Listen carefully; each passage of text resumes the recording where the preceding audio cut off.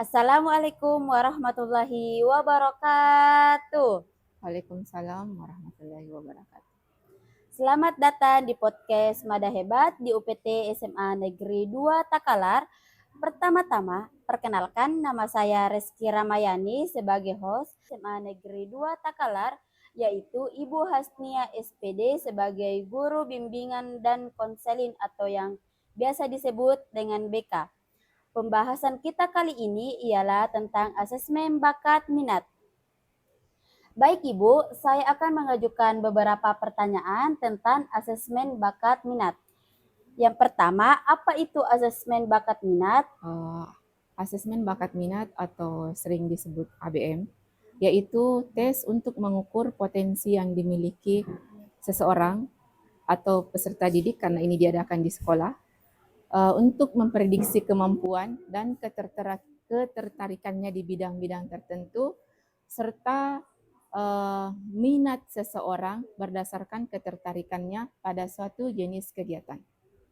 Berarti Ibu, asesmen bakat minat ini atau ABM untuk mengukur bakat dan minat siswa? Untuk mengukur potensi dan harus digarisbawahi untuk memprediksi. Nah, prediksi itu artinya tidak paten, prediksi. Lalu Ibu, berapa jumlah peserta yang akan melaksanakan asesmen bakat minat ini atau yang biasa disebut dengan ABM di Sekolah UPT SMA Negeri 2 Takalar pada tahun 2024? Pada tahun 2024 ini atau yang kalau tidak salah ini merupakan ABM kedua, peserta yang akan ikut pada tahun ini yaitu berjumlah 204 dan semua adalah kelas 12. Kelas 12. Berarti Ibu, asesmen bakat minat ini di tahun 2024 yang melaksanakannya itu semuanya kelas 12 ya? Iya. Lalu Ibu, hal apa saja yang diperlukan dalam mempersiapkan asesmen bakat minat ini? Kenapa? Hal apa saja yang diperlukan dalam melaksanakan asesmen bakat minat ini? Sebagai panitia lokal, hal yang dipersiapkan oleh sekolah yaitu kalau seperti di SMA 2 itu ada proktor, ada teknisi yang mempersiapkan lab komputer karena kita memang sudah memiliki lab komputer di sini. Jumlah dari peserta setiap sesi itu 26. Dalam setiap sesinya yang perlu disiapkan sih tidak ada, cuma setiap komputer itu diinstal aplikasi untuk ABM ini. Hanya itu persiapannya. Kemudian, seperti itu persiapannya. Dalam satu hari itu Ibu, berapa sesi yang akan melaksanakan ABM? Dalam setiap hari 2 sesi, terdiri dari 26 peserta dan akan dilaksanakan selama 4 hari, Senin sampai Kamis insya Allah. Berarti Ibu yang melaksanakan asesmen bakat minat ini terlaksana 4 hari ya? Iya. Lalu Ibu, bagaimana peranan asesmen bakat minat ini terhadap kakak-kakak kelas yang akan melanjutkan perguruan tinggi? Nah, hasil dari asesmen inilah atau ABM ini yang akan memprediksi.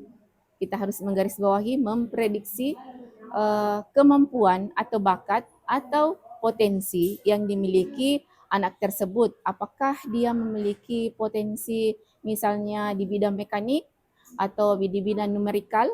Nah, jika misalnya dalam hasil asesmen ini dia memiliki nilai numerikal yang tinggi, maka anak ini bisa didorong untuk atau didukung untuk memilih jurusan matematika karena dia memiliki nilai numerikal yang tinggi. Intinya dalam hasil asesmen ini, siswa akan diprediksi bahwa si A memang dia cocoknya untuk jurusan ini karena nilai dari hasil asesmennya ini memang mendukung dia untuk memilih jurusan tersebut. Berarti Ibu, ABM ini atau asesmen bakat minat sangat penting untuk kakak-kakak kelas yang akan melanjutkan perguruan tinggi? Iya, penting karena ini yang akan membantu mereka untuk menggali potensi mereka. Oh, ternyata saya cocoknya pada jurusan ini. Lalu Ibu, pertanyaannya itu, kriteria apa yang Ibu pertimbangkan dalam menilai bakat dan minat seseorang? Saya di sini sebagai guru BK. Salah satu salah satu kriteria untuk mengukur bakat minat mereka ya dengan tes ABM ini, dan kami sebagai guru BK sangat uh, terbantu dengan hasil ABM nanti ini yang apabila uh, kami akan gunakan untuk membantu peserta didik atau kakak kalian untuk memilih jurusan ini yang kalian cocok untuk kalian pilih nanti kalau ingin lanjut di perguruan tinggi. Apa saja tips untuk siswa SMA Negeri 2 Takalar dalam mempersiapkan diri mengikuti asesmen bakat minat ini? Kalau dibilang tips tersendiri, tidak ada sih yang tips yang harus dimiliki. Mereka cuma mempersiapkan diri mereka dan pada saat mengerjakan tes-tes ini, mereka memang memilih jawaban yang memang betul-betul sesuai dengan diri mereka. Bukan karena teman saya memilih jawaban ini, maka saya juga memilih jawaban ini. Memang ini betul-betul sesuai dengan diri mereka. Ini sih cuma ini yang mereka harus siapkan, kejujuran. Ibu, hasil dari asesmen bakat minat ini mempunyai nilai tersendiri atau digabungkan dengan nilai rapor? Kalau mengenai masalah dengan rapor, tidak ada sangkut paut nilai dari hasil ABM ini dengan nilai rapor. Cuma mestinya untuk dituliskan dari hasil ABM ini akan dituliskan ke rapor itu tidak ada.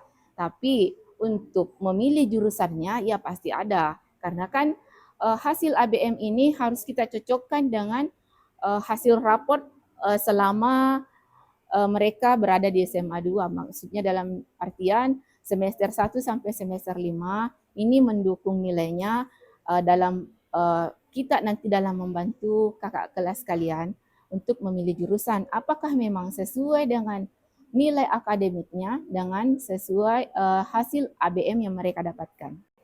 Lalu Ibu, apakah hanya kelas 12 yang akan melaksanakan asesmen bakat minat ini? Untuk ABM yang dilaksanakan sekarang ini, ya memang cuma untuk kelas 12 karena memang pemerintah mengadakan saat ini untuk kelas 12. Tapi asesmen bakat minat ini bukan cuma untuk kelas 12 saja, tapi kita untuk guru SMP yang ingin kelas 9 juga bisa mengadakan ABM untuk memberi bantuan kepada siswanya apakah siswa ini dianjurkan untuk memilih SMA atau SMK.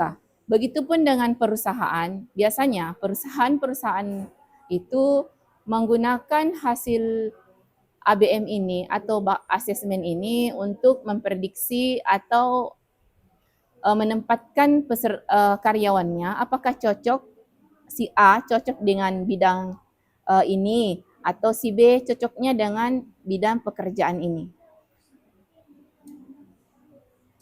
Lalu apa saja aspek yang diukur dalam ABM ini? Aspek-aspek yang bisa diukur dalam asesmen ini berupa kemampuan verbal atau kemampuan berkata dan berbahasa, kemudian dia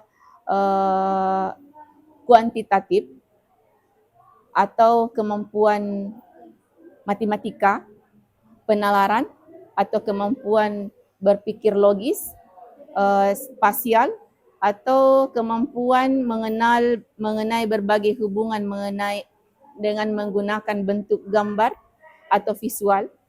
Kemudian mekanik atau menilai pemahaman dan kemampuan dalam menerapkan prinsip-prinsip dasar mekanik dan fisika. Kemudian klerikal atau menilai kemampuan di bidang klerikal itu kemampuan di bidang yang relevan dengan perannya peran klerikal yang atau yang administratif seperti kecepatan mengetik.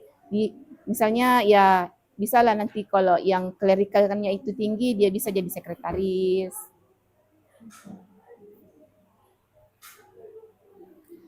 Lalu Ibu, hal-hal apa saja yang perlu diperhatikan dalam mengembangkan bakat dan minat peserta didik? Apa? Hal-hal apa saja yang diperlukan dalam hal-hal apa? Lalu Ibu, hal-hal apa saja yang diperlukan dalam mengembangkan bakat dan minat peserta didik? Inilah peran kami sebagai guru BK. Setelah mengetahui misalnya si A hasil bakat minatnya seperti ini, kita bisa memberinya dorongan untuk misalnya ikut-ikut latihan kursus, misalnya dia mempunyai nilai tinggi di bidang bahasa Inggris misalnya atau bidang di matematika, kita mendorongnya untuk melakukan kursus, pelatihan, baik itu secara mandiri maupun bisa lewat online. Kan sekarang kita tahu bahwa tidak ada yang, kalau selama kita ingin belajar dan menggali potensi kita, apa sih yang tidak ada di dunia maya? Berarti Ibu, yang perlu diperhatikan itu adalah bakatnya dan minatnya, dan kita sebagai guru bisa mendorong siswa untuk kita memberi dorongan kepada mereka untuk menggali dan mengasah potensi yang mereka miliki. Lalu Ibu, faktor apa saja yang mempengaruhi bakat dan minat seorang siswa? Faktor yang bisa mempengaruhi bakat minat itu misalnya faktor genetik atau turunan, bisa kemudian lingkungan keluarga, kemudian pengalaman dan pendidikan, teman sebaya, lingkungan sekolah, faktor-faktor internal, faktor ekonomi juga, media dan teknologi, terutama juga faktor ekonomi, karena kita di sini banyak sebenarnya peserta didik kita yang memiliki potensi, yang memiliki bakat minat yang bagus, tetapi faktor ekonomi yang biasa menghambat mereka untuk mengembangkan potensi itu. Baik Ibu, terima kasih atas waktu yang diberikan dan jawaban.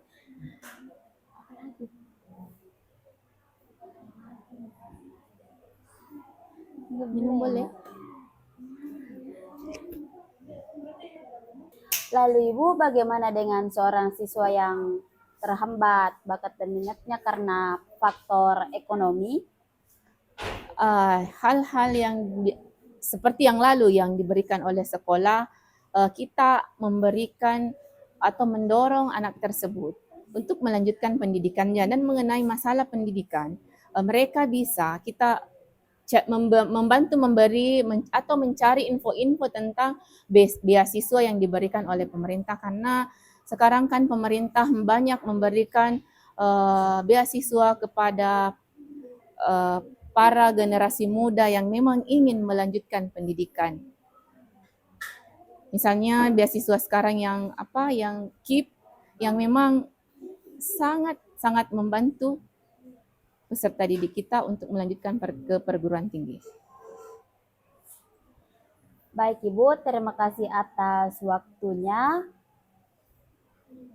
Apalagi? Baik Ibu, terima kasih atas waktunya dan jawaban yang Ibu berikan kepada kami. Baik, itulah penjelasan dari Ibu Hasnia tentang asesmen bakat minat. Semoga penjelasan dari Ibu Hasnia bisa membantu teman-teman sekalian untuk mengerti tentang apa itu asesmen bakat minat. Saya tutup podcast ini dengan ucapan wabillahi taufik wal hidayah. Wassalamualaikum warahmatullahi wabarakatuh. Bye bye.